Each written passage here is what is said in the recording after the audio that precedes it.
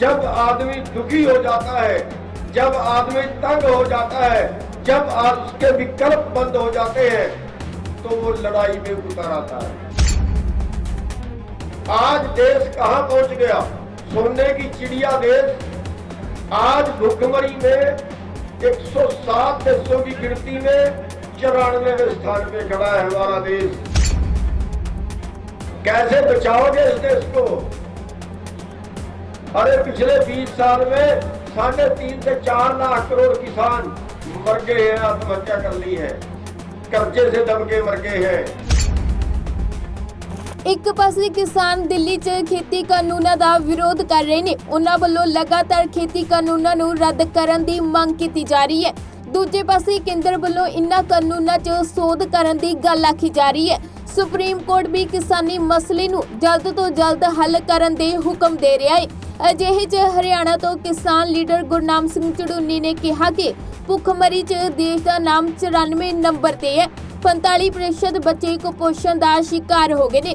Stage तो ही किसान आगू ने दस्सिया कि पिछले 20 सालों च करीब 4 करोड़ किसानों ने खुदकुशियां कीतियां ने। इस दौरान ਝੜੂਨੀ ने केंद्र सरकार नूं खरियां भी सुनाइयां ने। आज सवाल इस चीज का है कि क्या हमारे पास लड़ने के अलावा कोई चारा बाकी है?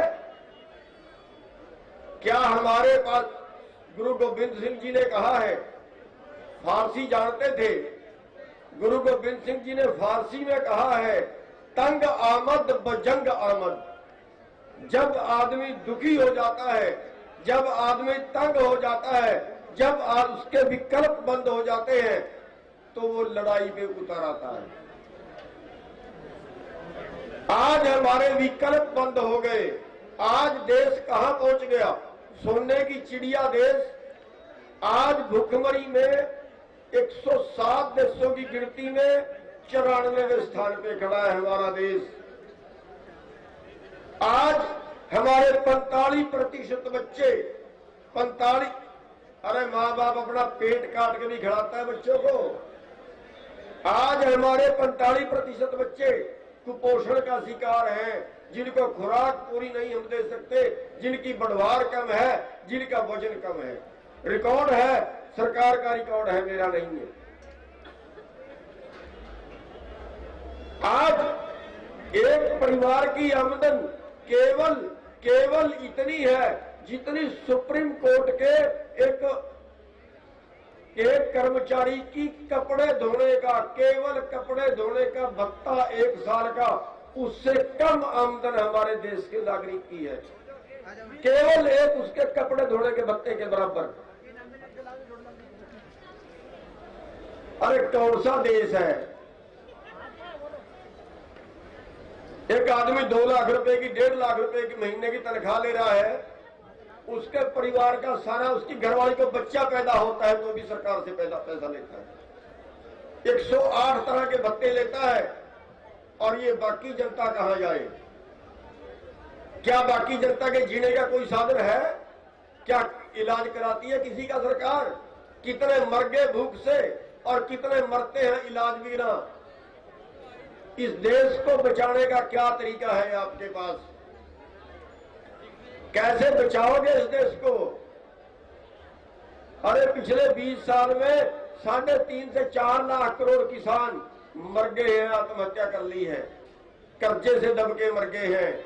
कर्जा है नहीं, हमें के अंदर पिछले 15 साल में किसानों को न्यूनतम से जितना कम मिला, न्यूनतम कम से भी जितना कम मिला, वो 45 लाख करोड़ है। 45 लाख करोड़ जितना हमें मिलना चाहिए था, उससे भी कम मिला। और 7 लाख करोड़ के कर्जे में हमारे 4 लाख किसान आत्महत्या कर चुके हैं, केवल 7 लाख करोड़ के कर्जे में। ਗੁਰਨਾਮ ਝੜੂਨੀ ਨੇ ਲੋਕਾਂ ਨੂੰ ਅਪੀਲ ਕੀਤੀ ਹੈ ਕਿ ਜਿਵੇਂ ਬੀਤੇ ਕੱਲ ਮੁੱਖ ਮੰਤਰੀ ਖੱਟੜ ਦਾ ਕਿਸਾਨਾਂ ਵੱਲੋਂ ਵਿਰੋਧ ਕੀਤਾ ਗਿਆ ਹੈ, ਇਸੇ ਤਰੀਕੇ ਨਾਲ ਭਾਜਪਾ ਲੀਡਰਾਂ ਦਾ ਵਿਰੋਧ ਜਾਰੀ ਰੱਖਿਆ ਜਾਵੇ। ਉਹਨਾਂ ਕੇਂਦਰ ਨੂੰ ਕਿਸਾਨਾਂ ਦਾ ਸਬਰ ਨਾ ਪਰਖਣ ਦੀ ਚੇਤਾਵਨੀ ਦਿੱਤੀ ਹੈ। ਨਾਲ ਹੀ ਉਹਨਾਂ ਕਿਹਾ ਕਿ ਜੇਕਰ ਕਿਸਾਨਾਂ ਦਾ ਸਬਰ ਟੁੱਟ ਗਿਆ ਤਾਂ ਸਰਕਾਰ ਨੂੰ ਇਸ ਦੇ ਬੁਰੇ ਨਤੀਜੇ ਭੁਗਤਣੇ ਪੈਣਗੇ। क्या हम करें तो क्या करें? फिर कहते हैं ये गलत करते हैं, और क्या करें? मैं कहता हूं हर देश का हर नागरिक को उबाल में आ जाना चाहिए, और इन नेताओं के साथ हर जगह पे पूरे देश के अंदर वो करें जो कल खट्टर के साथ करनाल में की है।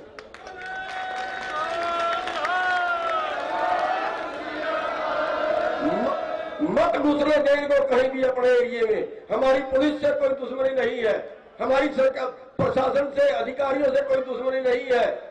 हम टकराएंगे नहीं किसी पे, हम हमला नहीं करेंगे किसी पे। लेकिन ये राजनेता जो है ना, ये जो खून चूस रहे हैं ना हमारा, मत घुसने दो इनको कहीं भी। लड़ने के अलावा हमारे पास चारा क्या बचा है? 1.5 महीने से बैठे हैं, 2 नसें रोज जा रही है। इन बेरंगों को कभी शर्माई, कभी तरसाया इस किसान पे? ऊपर से पानी टपक रहा है, नीचे से जमीन गिल्ली है, बीच में किसान बैठा हुआ है, किसी को तरसाया इस पे? अरे मर जाए ऐसे नेता डूब के। उनको नींद कैसे आती है जिसकी जनता सड़क पे बैठी हो, 2 डिग्री टेम्परेचर में बैठी हो? आज का एजिटेशन नहीं है, बहुत देर से चल रहा है, पहले बार नहीं है। जब 45 डिग्री टेम्परेचर का था, जब से आंदोलन करना शुरू किया था, और आज 2 डिग्री टेम्परेचर है, फिर भी आंदोलन हो रहा। क्या कितना सब्र देखना चाहते हैं? मैं कहता हूं 26 तारीख को इनकी चेतावनी है, जब 26 तारीख तक मान जाए जो मानते हैं, कि वरना हमें ये फैसला न लेना पड़े कि 26 तारीख को यहां से पूछ करेंगे, और 26 तारीख का डेरा संसद के अंदर हो हमारा।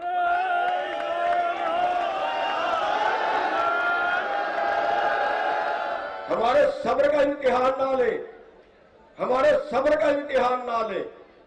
अगर इस किसान का सब्र टूट गया ना, तो फिर सरकार का भी सारा कुछ टूट जाएगा, कुछ नहीं बचेगा सरकार का बाकी।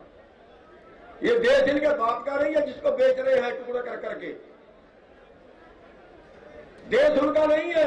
एक भी नेता, एक भी पूंजीपति, इनका बेटा देश को आजादी की लड़ाई में एक भी बेटा किसी का शहीद नहीं हुआ, एक भी बेटा इनका कभी सीमा में शहीद नहीं हुआ।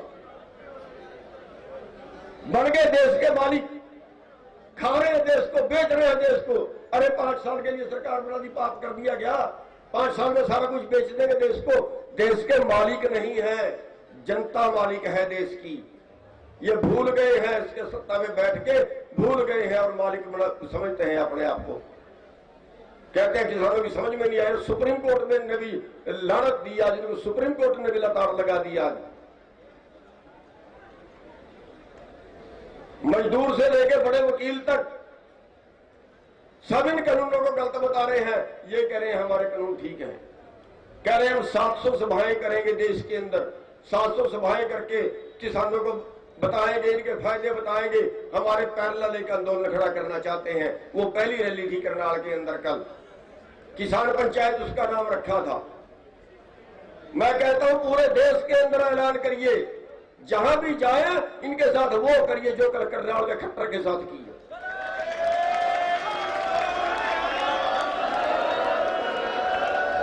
हमारे विकल्प बंद हो चुके हैं, सारे विकल्प बंद हो चुके हैं, और अब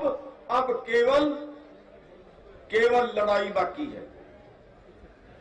बस इतना ख्याल रखे कि हम किसी पे हाथ नहीं उठाएंगे, लेकिन करेंगे वो जो करना है।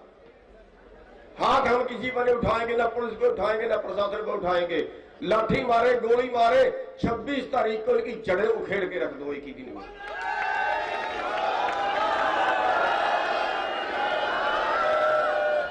मैं सबसे भाइयों से बेनती करना चाहूंगा कि जितने भाई यहां ट्रैक्टर लेके आ सकते हैं सब आए, जितने नहीं सब आए। 26 तारीख, 26 को नहीं 24 तारीख को यहां पहुंच जाने चाहिए। 24 तारीख को यहां पहुंच जाने चाहिए। 24 तारीख को यहां पूरे हरियाणा के, पूरे पंजाब के सारे ट्रैक्टर ले आओ, और दाएं बाएं के जितने स्टेट हैं उनके ले आओ।